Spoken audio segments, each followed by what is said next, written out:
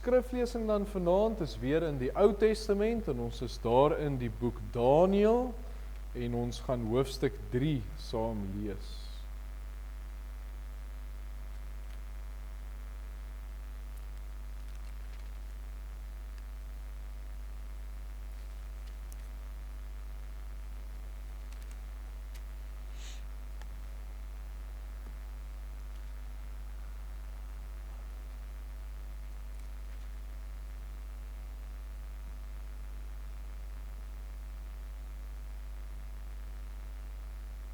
Ons het vanoggend nou net 3 verse gelees, vanaand lees ons 30 verse, so ons maak daarom so bietjie op vir vanoggend se min lees. So Daniël 3, ons lees die hele gedeelte saam, die goue beeld van Nebukadneser, die 3 vriende van Daniël in die vuuroond.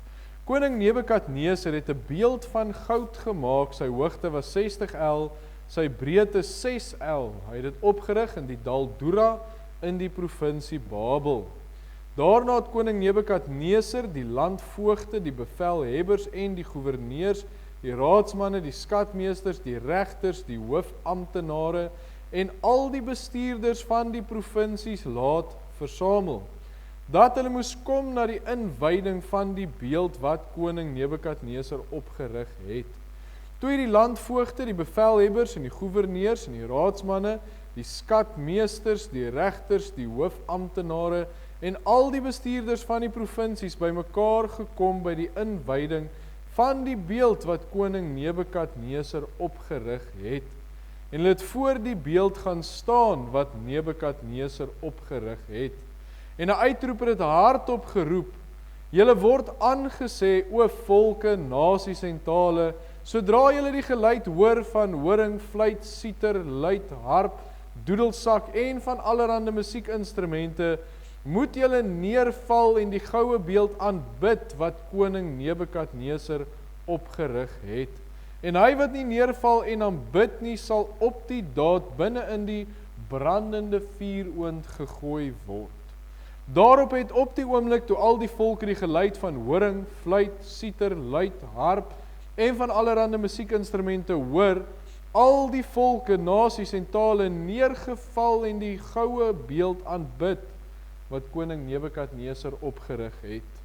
Op grond daarvan het tegelykertyd Galdeëse manne nader gekom en die Jode aangeklaag. Daarop het hulle met koning Nebukadneser gespreek en gesê: "Mag die koning vir ewig lewe.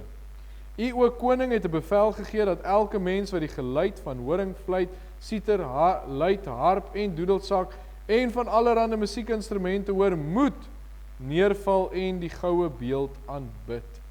En dat hy wat nie neerval en aanbid nie, binne in die brandende vuuroond gegooi moet word. Daar is Joodse manne wat oor die bestuur van die provinsie Babel aangestel het, Sadrag, Mesach en Abednego. Hierdie manne het hulle, o koning, aan u nie gesteer nie. Hulle dien u gode nie en die goue beeld wat u opgerig het, aanbid hulle nie. Toe het Nebukadneser toornig en woedend bevel gegee om Sadrag, Mesach en Abednego te laat kom. Daarop is die manne voor die koning gebring. En Nebukadneser het gespreek en vir hulle gesê: "Is dit met opset, Sadrag, Mesach en Abednego, dat julle my gode nie dien nie en die goue beeld wat ek opgerig het nie aanbid nie? As julle dan nou, sodra julle die geluid van horing, fluit, siter, luit, harp en doedelsak en van allerlei musiekinstrumente hoor, bereid is om neer te val en die beeld wat ek gemaak het te aanbid, goed. Maar as julle nie aanbid nie, sal julle oombliklik binne in die brandende vuuroond gegooi word. En wie is die God wat julle uit my hand kan verlos?" Myself daaronder breek, maar wat 'n stelling om van hom te maak. Watter God? Wie is die God wat julle uit my hand kan verlos? Dan lees ons verder. Sadrag, Mesach en Abednego het geantwoord en aan koning Nebukadneser gesê: "Ons ag dit nie nodig om hierop 'n antwoord te gee nie. As ons God wat ons dien in staat is om ons te verlos, dan sal hy ons uit die brandende vuuroond en uit u hand, o koning, verlos. Maar so nie.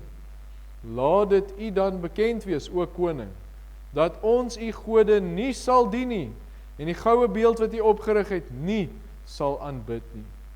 Toe het Nebukadneser baie woedend geword, en sy gelaatstrekke het verander teenoor Sadrag, Mesach en Abednego. As antwoord het hy bevel gegee om die oond 7 maal warmer te maak as wat eintlik nodig was.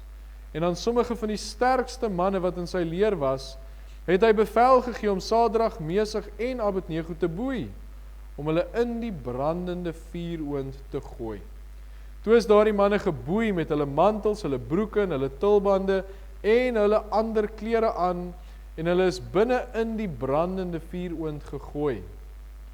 Omdat dan nou die woord van die koning streng en die oond uitermate verhit was, het die vlam van daardie vuur, daardie manne wat Sadrag, Mesach en Abednego opgeneem het, doodgebrand. Maar daardie 3 manne, Sadrag, Mesach en Abednego, het geboeid binne in die brandende vuuroond geval. Toe het koning Nebukadneser verskrik geword en haastig opgestaan. Hy het sy raadsmanne toegespreek en gesê, het ons nie 3 manne geboeid binne in die vuur gegooi nie? Hulle antwoord en sê aan die koning, sekerlik, o koning. Hy antwoord en sê, kyk, ek sien 4 manne los binne in die vuur, wandel sonder dat daar 'n letsel aan hulle is.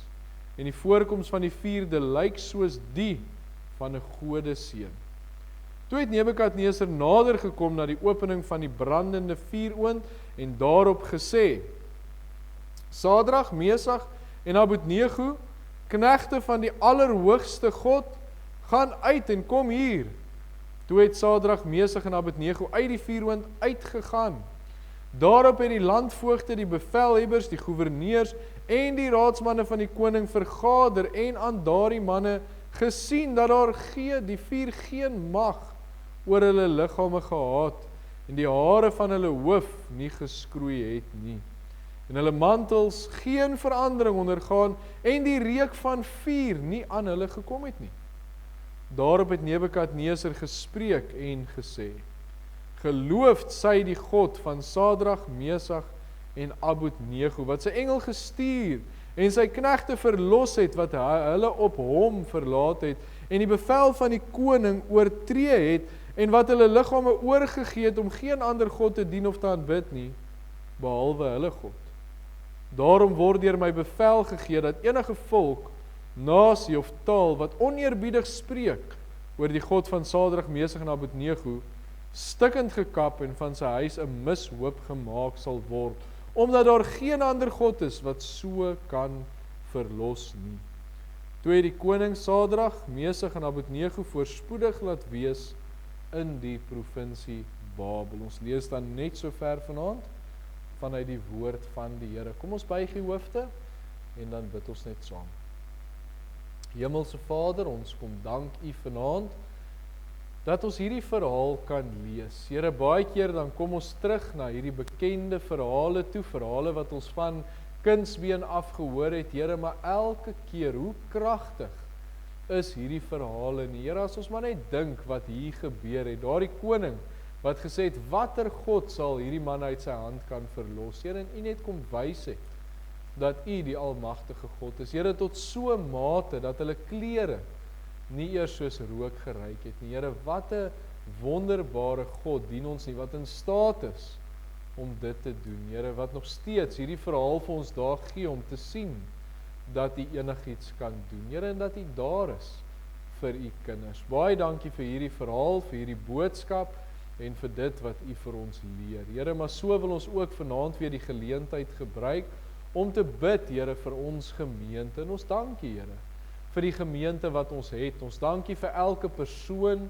wat hier dien, Here. Ons dankie vir 'n kerkraad, vir 'n kinderbediening, vir susters, vir elke faset van hierdie diens kan ons maar net vir U kom dankie sê. Ons sê dankie vir die gebou wat ons het, die erwe wat ons het, Here, alles is uit U hand uit en daarom kan ons nie anders as om net vir U weer dankie te sê nie. Here, maar saam met dit weet ons dat ons het binnekort 'n kerkraadsvergadering, Here, en ons vertrou U om met daardie vergadering te wees, om wysheid te gee en ons te rig en te lei. Ook as dit kom by die pastorie en wat die planne vorentoe is, Here, ons weet nie wat gaan gebeur nie, Here, maar U weet.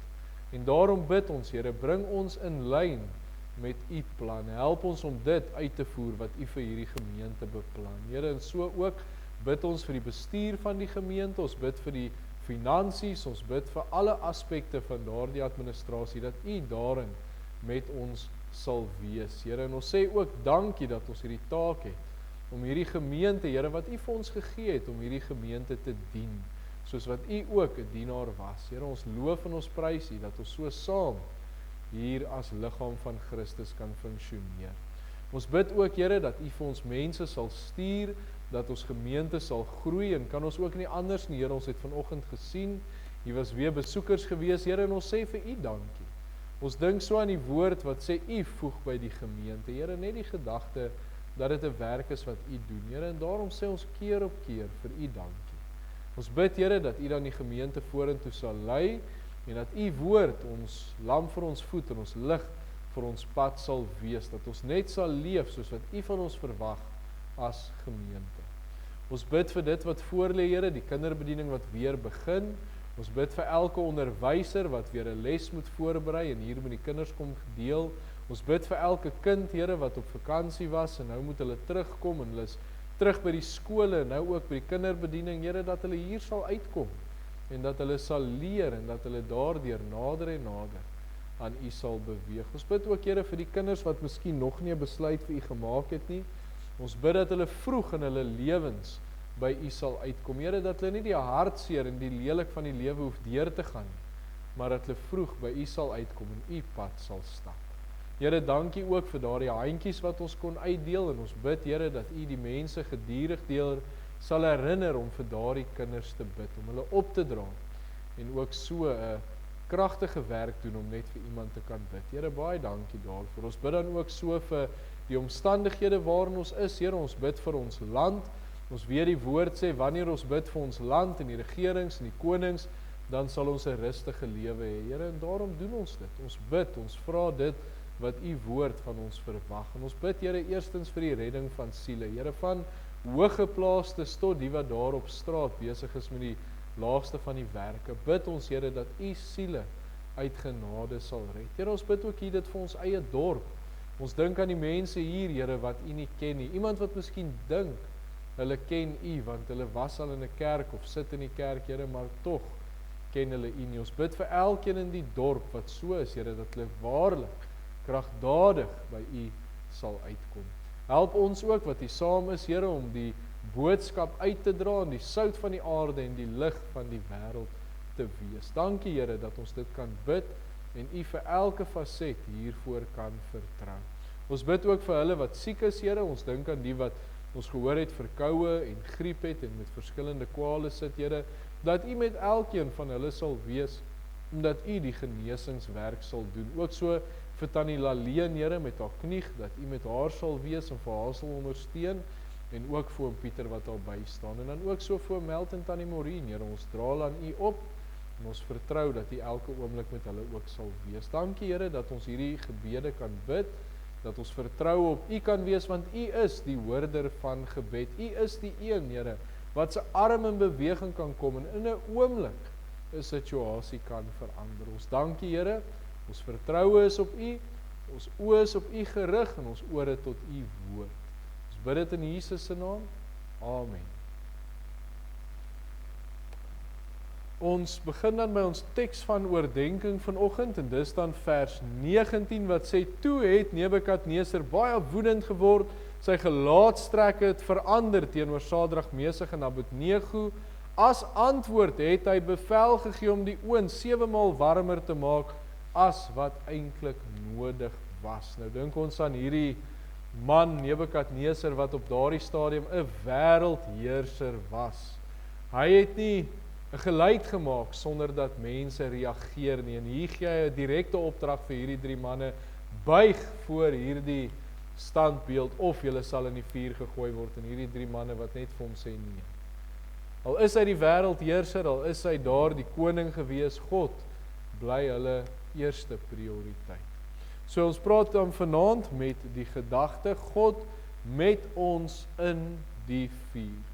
Nou, ons het so rukkie terug gesels oor Ester en oor Haman, en ek onthou ek het by ons staan saam, manne by einkoms daar in Port Owen ook so 'n bietjie daaroor gepraat, en ons het so geraak aan die gedagte dat 'n mens moet staan vir wat reg is. En ons het voorbeelde gebruik van mense wat staan vir wat reg is, soos Ester en Haman, en een van die voorbeelde wat ek gebruik het, is juis die voorbeeld vanuit die boek Daniël. Nou hier is mos meer as een verhaal waar dit gebeur. Ons ken die verhaal van Daniël wat ook gestaan het vir wat reg is. Hy sê hy gaan bid, hy gaan sy Here aanbid, en al sê die wette wat, en hy word dan daar saam met die brullende leeu's in die hok gegooi, en daar verlos die Here hom. Maar selfs nog voordat die situasie van die leeukuil gebeur het, hier in Daniël 3, 'n voorbeeld wat ons ook gebruik het, is die omstandighede baie dieselfde en ook met dieselfde einde. Dis amper asof die geskiedenis homself herhaal, met Sadrag, Mesach en Abednego, met Daniël in die leeukuil, met Ester en Haman, die situasie herhaal homself. Nou Daniël en Sadrag, Mesach en Abednego, as mense oor albei die verhale praat, word gevra om hulle rug op die Here te draai. Hulle word gevra om die wet van die Here wat hulle van die Here ontvang het, te verontagsaam en te buig voor 'n standbeeld.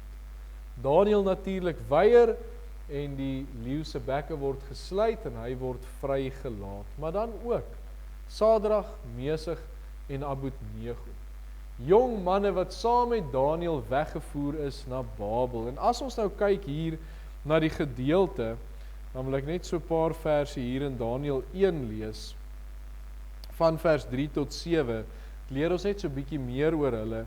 Dan lees ons daarop het die koning van Aspenas, die owerste van sy hofdienaars, bevel gegee om uit die kinders van Israel uit die koninklike geslag, sowel as uit die edeles te bring.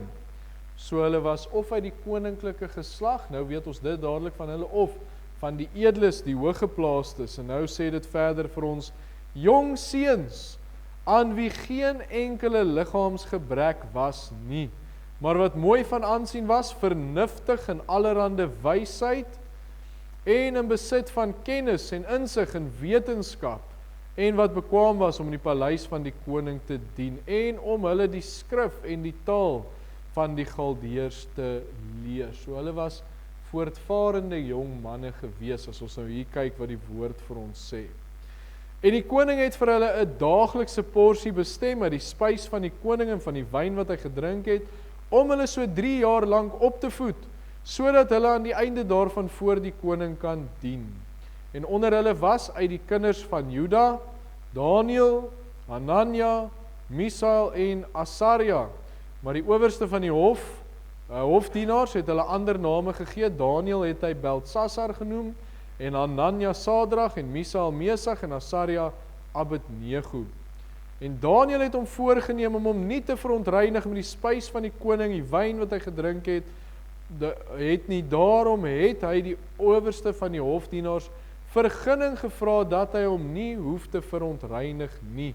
En God het aan Daniël guns en barmhartigheid verleen by die owerstes van die hofdienaars. Ons lees dan net daardie stukkie net om so 'n bietjie meer te leer oor Sadrag, Mesach en Abednego. So ons sien hulle, en dan so klompie bladsye later by hoofstuk 3, dan vind ons hulle weer, en hier word vir hulle die keuse gegee. En ek gaan dit nou maar baie eenvoudig sê, waar die koning basies vir hulle sê, buig of brand. Maar hulle staan vas in die geloof. Hulle weier om te buig voor die koning se gode, hulle weier om te buig voor daai standbeeld, en net soos Daniël met die leeukuil, word hulle veroordeel. Hulle word in die vuur gegooi. Terwyl ons lees, die vuur is 7 maal warmer gemaak, en hoe woedend Nebukadneser was, en selfs sy gelaatstrekke wat verander het, maar steeds, hulle staan vas. En so kom die woord van die Here, en dit wys baie keer vir ons gebeurtenisse in kinders van die Here se lewe, wat ons bemoedig, wat ons versterk, wat ons net verseker van die feit dat die Here met ons is. En so die verhaal van hierdie 3 vriende van Daniël, geen uitsondering nie. Nou Sadrag, Mesach en Abednego was nou Oud-testamenties kinders van die Here gewees. En hulle het die Here gedien, met passie, met oorgawe, en ons sien dit, en tog kom hierdie gebeurtenis oor hulle pad. Al dien hulle die Here, al is hulle kinders van die Here, al is hulle passievol daaroor, hulle lewens word bedreig. En die Bybel gee nêrens die versekering dat kinders van die Here se lewens nooit bedreig sal word. Inteendeel, die woord van die Here sê, Matteus 5 vers 11, binne in die saligsprekinge, met die bergpredikasie van die Here Jesus staan daar, salig is julle, wanneer die mense julle beledig, en vervolg, en valslik allerhande kwaad teen julle spreek, om my ontwil. So die lewens van kinders van die Here gaan nie net altyd wonderlik wees en altyd goed wees nie. Daar gekom goed oor 'n mens se pad. Daniël se 3 vriende, die vuuroond, Daniël was in die leeukuil, Dawid het weggekruip in 'n grot, Paulus en Silas was in die tronk, Ester en Haman se volk was bestem tot die dood. Ons kan sien, slegte dinge gebeur. Kwaad is teen die mense uitgespreek, pragtige kinders van die Here wat vervolg word, wat soms deur moeilike tye gaan. Dan wonder mens soms, maar hoe het hulle daar beland? Hoekom word hulle bedreig? Die aanslag is baie keer so erg dat dit voel of dit van alle kante afkom, soos daardie oond wat van alle kante afbrand, soos met Sadrag, Mesach en Abednego. Die wonderlikheid van hierdie geskiedenis is, die Here kom wys dat kinders van die Here nooit alleen is nie. Ons is miskien ook in 'n situasie wat ons kan sê, dit voel vir ons soos die oond, maar God is met ons. Ons het dit gesien in die verhaal van Ester. Ons het so rukkie terug gepraat oor Psalm 23 en gesien, die middelpunt is daardie woorde dat God met 'n mens is. Selfs die feit, en dit is vir my so mooi, in die naam van die Here Jesus opgeskryf, Immanuel, ons lees Matteus 1 vers 23, kyk, die maagd sal swanger word en 'n seun baar, en hulle sal hom Immanuel noem. Hoekom? Dit is, as dit vertaal word, God met ons. Die Here is met ons. Hy beskerm, hy dra deur, hy is daar vir ons. Hy het nooit gesê ons gaan nie stryd hê nie, maar hy gee wel die versekering, 'n mens sal nooit alleen wees nie. Dink aan Paulus met sy doring in die vlees, daar in 2 Korintiërs, wat hy met die Here praat daaroor, en sê maar hy het die doring in die vlees nie. Here sê vir hom, my genade is vir jou genoeg. Jeremia 1 vers 19 is ook 'n voorbeeld, en hulle sal teen jou veg, maar jou nie oorwin nie, want ek is met jou, spreek die Here om jou uit te red. Jesaja 41 vers 10, nou dis een van daai vers, ek dink amper ons sal hom die leervers van hierdie week maak. Jesaja 41 vers 10, wees nie bevrees nie, want ek is met jou. Kyk nie angstig rond nie, want ek is jou God. Ek versterk jou, ook help ek jou, ook ondersteun ek jou met my reddende regterhand. Beloftes dat die Here daar is, beloftes dat die Here ondersteun. Bewaar ook al ons in ons lewens is as kinders van die Here. Ons is nooit alleen. God is met ons. Hy dra ons deur. En so gaan ons dan vanaand kyk na hierdie 3 vriende en hoe die Here hulle deurgedra het, sodat ons net weer eens kan bemoedig en versterk wees deur die gedagte, God is met ons. Ons begin dan met die eerste gedagte, en dit is die gevaar van die vuur.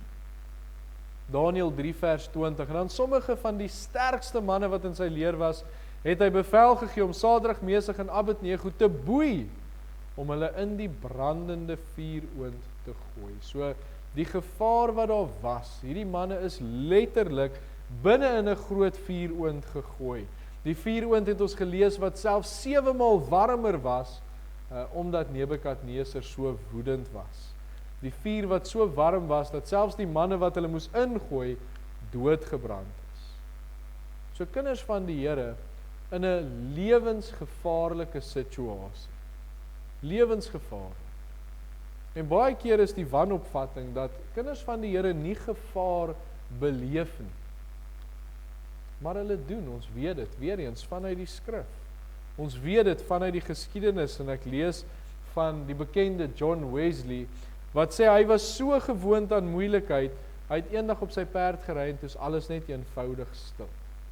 En hy het nie geweet wat aangaan nie, so gewoond was hy daaraan. Niemand het geskree nie, niemand het hom met klippe gegooi nie, niks het gebeur nie, en net so rukkie daarna toe vlieg daar 'n baksteen naby sy kop verby, en 'n man beklei met hom omdat hy bid. En Wesley het geweet, daai vuur in die lewe is omdat hy 'n kind van die Here is, wat in die Here se weë wandel, wat doen wat die Here van hom verwag. En hy skryf dan, dat kinders van die Here soms deur moeilike tye gaan. Nou, ons het stryd in ons lewens, veral as ons op die regte pad is, veral as ons doen wat die Here verwag, veral as ons daar op die punt is waar ons 'n oorgawe maak, en ons wil ons hele lewens inrig volgens wat die Here wil, dan is daar dreiging van die vyand. En ons moet dit besef, die woord sê vir ons, die vyand is soos 'n brullende leeu, hy soek wie hy kan verslind, hy wil ons keer, maar in die Here is daar vir ons hulp, daar is bystand. Maar daar is steeds moeilike omstandighede waarin ons kan wees. En so sien ons in die tweede gedagte, sal redelik vinnig vanaand deur hulle beweeg, ons sien die dreiging van die vuur, Daniël 3 vers 18, maar so nie, laat dit u dan bekend wees, o koning, dat ons die gode nie sal dien nie, en die goue beeld wat u opgerig het, nie sal aanbid nie. Nou, een ding wat ons nie gelees het in hierdie gedeelte nie, is ons het nooit gelees dat hierdie manne hulle self verdedig het. Ons het nooit gelees dat hulle swaarde gryp en probeer om die wagte aan te val nie. Ons het nooit gelees dat hulle probeer wegpluk en weghardloop en skuilings soek nie. Ons lees dit nie, want dit het nie gebeur nie. Wat ons wel lees, is ons lees hulle antwoord koning Nebukadneser. Hulle sê vir ons het nie nodig om hierop te antwoord nie. Want die God wat ons dien, as hy in staat is om ons te verlos, dan sal hy ons uit die brandende vuuroond en uit die hand uit verlos. So dis nie vir hulle nodig gewees om al daardie dinge te doen, hulle self te verdedig nie, want hulle vertrou op die Here. Hulle het geweet, hy sal hulle red, en selfs al sou hulle sterf, sou hulle nog steeds op die Here se bystand en sy woord en sy almagtigheid staan. Hulle gee tree in die geloof, met die dreiging van die vuur, die dreiging van koning Nebukadneser, en hulle bly staan. Nou wat doen ons, sodra ons bedreig word? Dit is baie maklik baie keer om dinge in ons eie hande te probeer neem, en ons probeer dikwels onsself uit die vuuroond kry, en ons probeer oplossings soek, en ons probeer onsself help, tot op 'n punt waar ons agterkom, maar nou kan ek nie meer nie, ek is nou kragteloos. En dan wil 'n mens baie keer die Here soek. Maar baie keer is die vuuroond juis daar, dat ons besef, ons is nie in staat om dit op ons eie te doen. Hierdie 3 vriende kon alleen niks teen vuur doen nie. So ons nou maar net dink, die vernietigende krag van vuur, die wat dit al gesien en beleef het, miskien met 'n veldbrand of iets, gesien het hoe verwoestend dit kan wees. En tog het dit geen effek op hierdie 3 manne, omdat hulle dit in die Here se hande gegee het. So dit leer vir ons, as daar 'n dreiging is, waar begin 'n mens? Sit dit in die Here se hande. Kan ons amper vir ons probleme sê, dis nie nodig om te antwoord nie, ons God sal. Ons vertrou op die Here. Al is die dreiging daar, vertrou ons op die Here. Die volgende wat ons daarin sien is, as 'n mens op die Here vertrou, is daar hulp in die vuur. Daniël 3 vers 17, as onse God wat ons dien, in staat is om ons te verlos, dan sal hy ons uit die brandende vuuroond en uit die hand, o koning, verlos. So hierdie 3 vriende sê, die Here kan hulle verlos. Hulle glo hy gaan hulle beskerm in daardie vuuroond. En hulle plaas hulle lewens, hulle vertroue, hulle geloof ten volle in die Here. Nou die probleem wat baie mense het, is hulle sê met die mond, ek vertrou op die Here. Maar hulle glo nie noodwendig met die hart. Hulle sê met hulle mond, die Here sal help, maar met hulle hande is hulle besig om self te probeer 'n uitkoms soek. Sadrag, Mesach en Abednego het met die hart geglo. Hulle het gesê, die Here sal hulle beskerm, maar hulle het ook vertrou. Ek wil amper sê, ek het vanoggend nou 'n Engelse term gebruik, ek sal vanaand weer. Hulle sê, put your money where your mouth is. Sit jou geld waar jou mond is. Dit klink nie reg in Afrikaans nie. Maar 'n mens moet doen dit wat jy sê. Dit klink mooi om te sê, ek vertrou ten volle op die Here, en dit klink Christelik, en is wonderlik. Maar die vraag is, werklik, binne in my hart, vertrou ek op die Here, tot so 'n mate dat ek sê, nou dink ek weer aan die woorde van Esther, kom ek om, dan kom ek aan, maar ek sal op die Here vertrou. Dit is hoe 'n mens moet vertrou.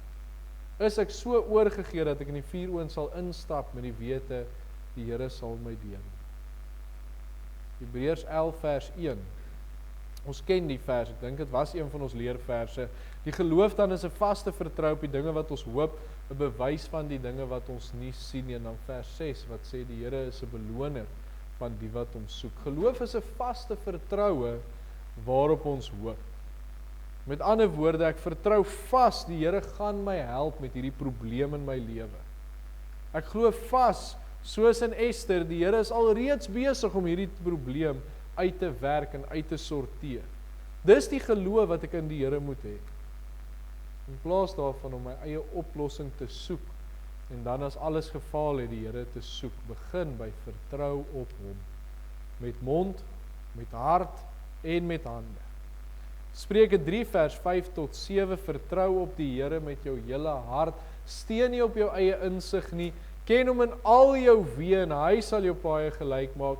Wees nie wys in jou eie oë nie, vrees die Here en wyk af van die kwaad. En dis nie altyd 'n maklike ding nie. Ek dink dis een van daai dinge wat op die pad van heiligmaking werk die Here met elkeen van ons as dit kom met geloof, as dit kom met vertroue. Veral as dit baie keer lank vat. Ons weet mos, dink aan juis aan die gelykenis van die onregverdige regter. Wat dit baie keer lank vat. Maar moet ek aanhou vertrou, die Here gaan help. Dis waar my vaste vertroue lê. God gaan my help. Ek hoef nooit alleen in die vuuroond te wees nie. Daar waar bedreiging in my lewe is, waar 'n probleem is, waar omstandighede is, die Here is daar. Plaas net jou vertroue op die een vir wie 'n mens daar beland. Dan is daar oorwinning. Dis ons volgende gedagte, oorwinning in die vuur. Dit is nogal interessant dat dit binne in die vuur is, nie voor die vuur of voor die tyd weggeneem nie, maar binne in die vuur. Daniël 3 vers 17, as ons 'n God wat ons dien in staat is om ons te verlos, dan sal hy ons uit die brandende vuuroond en uit u hand, o koning, verlos. En dan vers 25 wat sê, kyk, ek sien 4 manne los, binne in die vuur wandel, sonder dat daar 'n letsel aan hulle is.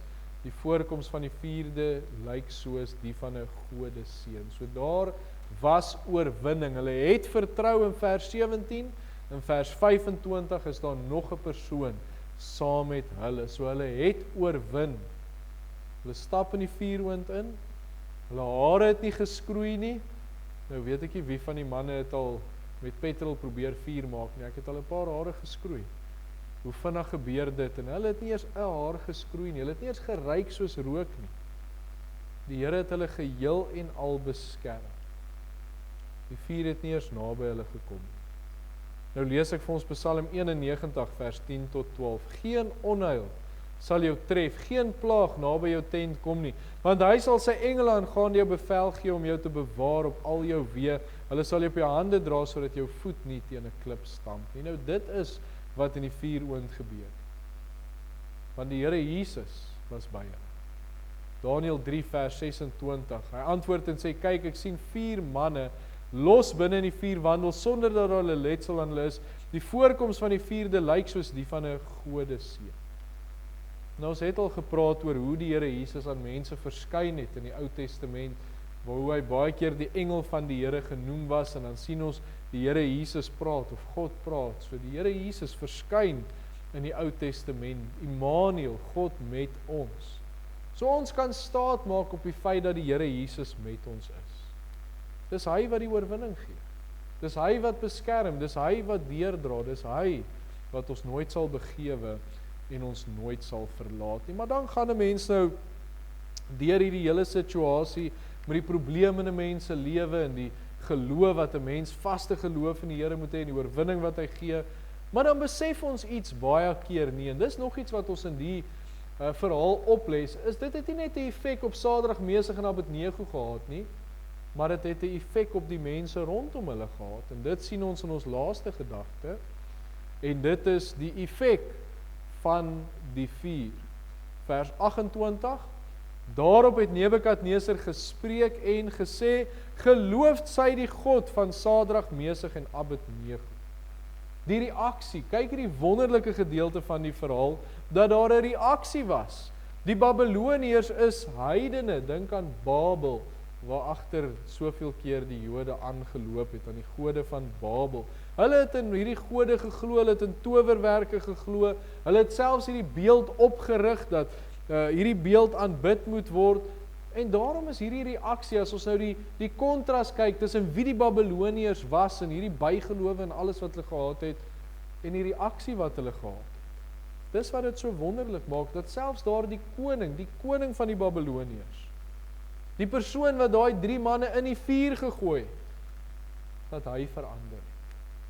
Heeltemal verander het, dat selfs hy sê, niemand mag die God beledig, die waaragtige God van hemel en aarde nie. So hy herken wie God is.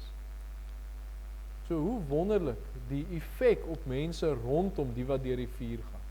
Hy het God herken. En dan as 'n mens Daniël 4 gaan lees, sterf Nebukadneser as 'n gelowige. Kyk die effek van daardie 3 manne wat deur die vuur gaan. Nou baie keer wanneer ons in 'n moeilike situasie is en ons sê ons is hier in die vuur en ons gaan deur iets, dan voel ons baie keer geïsoleerd en ons voel alleen. Maar dit het tog 'n effek op die rondom ons. Want wanneer die Here ingryp en wanneer hy my help en wanneer ek op hom vertrou, dan het dit ook op 'n effek van deur ander mense wat dit sien. Wat hoor daarvan? Wat bemoedig is deur te sien, wat doen die Here vir sy kinders? Dit kan selfs mense by die Here uitbring net om geloof te sien. Hulle sien hoe God met my is en my help, die vertroue wat ek het. So baie keer gaan ek 'n vuur deur en dit kan maak dat ek 'n hulp is vir ander. Waar ek ook ander kan bemoedig deur te sê, maar die Here het my gehelp. Hy kan jou help. So daarom as ons in hierdie moeilike situasie is en as ons deur dit gaan, moet ons aanhou vertrou, want dit kan ander ook tot 'n groot seën wees. Soos wat Nebukadneser uiteindelik by die Here uitgekom het, kan dit iemand wat miskien nie 'n kind van die Here is nie, wys dat hy die ware God is, of selfs kinders van die Here wat ook deur moeilike tye gaan, kan dit bemoedig, net met die feit, God is met sy kinders. En daarmee sluit ek af. Kort gedeelte vanaand, kort gedagte, maar ons sien net weer eens hierin, daar is 'n vuur. Daar is baie keer gevaar in kinders van die Here se lewe, maar wat moet ons doen as hierdie vuur dreig? As die moeilike situasie daar is, ons moet vas staan in die Here. Ons moet op hom vertrou. Want ons hulp is deur die Here van hemel en aarde. Ons hulp is deur die Here Jesus Christus en daar is oorwinning deur hom. En dit kan selfs verander tot 'n seën wees. Nou ons almal was al in ons lewens iewers in 'n vuuroond gewees, miskien nou in een, miskien op pad na 'n vuuroond toe. Maar die een ding wat uitstaan, terwyl omstandighede verander en soms gaan dit beter en soms gaan dit bietjie slegter, soms is daar goed wat pla, ander kere is daar nie, maar die een ding wat vas is bo alles anders, is die Here is daar. Hy is met ons. Hy is saam met ons in die vuur. En hy staan ons by en ons kan altyd net op hom vertrou. So daarom, wanneer ons op daai punt kom waar dinge in ons lewens nie gaan soos wat ons verwag nie, of dinge gebeur, dan moet ons dit net in die Here se hande plaas en op hom vertrou. Hy is met ons. Hy gee oorwinning en hy dra deur. En ons kan net vir die Here dankie sê daarvoor. Amen. Kom ons buig die hoofde en dan sê ons net vir die Here dankie. Hemelse Vader, ons is weer vanaand voor U en hoeveel keer wat ons bid, Here, begin ons met die woord dankie. En die rede hoekom ons dit doen, Here, is wanneer ons kyk na U werke, wanneer ons kyk na U woord, wanneer ons selfs kyk na die name wat die woord vir U gee, Here, dan kan ons nie anders as om net vir U dankie te sê, Here, vir wie U is, vir die werk wat U vir ons gedoen het, en dan soos ons vanaand gesien het, die feit dat U altyd met ons is. Here, ons verdien dit nie, maar tog is U genade so groot, U barmhartighede sonder einde, en kan ons net vir U kom dankie sê, Here. En ons wil kom bid, Here, vir kinders van die Here, wat miskien vanaand in 'n vuuroond is, wat in 'n moeilike situasie sit, en miskien nie weet wat kant toe nie. Here, bid ons dat hulle vertroue op U sal wees, en dat U die uitkoms sal gee, en bid ons ook, Here, dat hulle daarvan sal getuig, en dat U die eer daarvoor sal kry. En dankie, Here, dat ons vir mekaar kan bid, dat ons vir ander kan bid, want U is met ons. Ons bid ook so vir hierdie week, Here, ons bid vir al die verrigtinge, ons bid vir al die woelinge en almal wat rondbeweeg, dat U met elkeen van ons sal wees, Here, en dat ons nog steeds net die sout van die aarde, die lig van die wêreld sal wees, en dat U woord deur ons sal uitgaan. Dankie dat ons dit kan bid, Here, ons bid dit in die naam van Jesus Christus alleen. Amen. Ons van die Here Jesus Christus, ons verlosser, die liefde van God die Vader, en die gemeenskap van die Gees, wees en bly met U elkeen. Amen.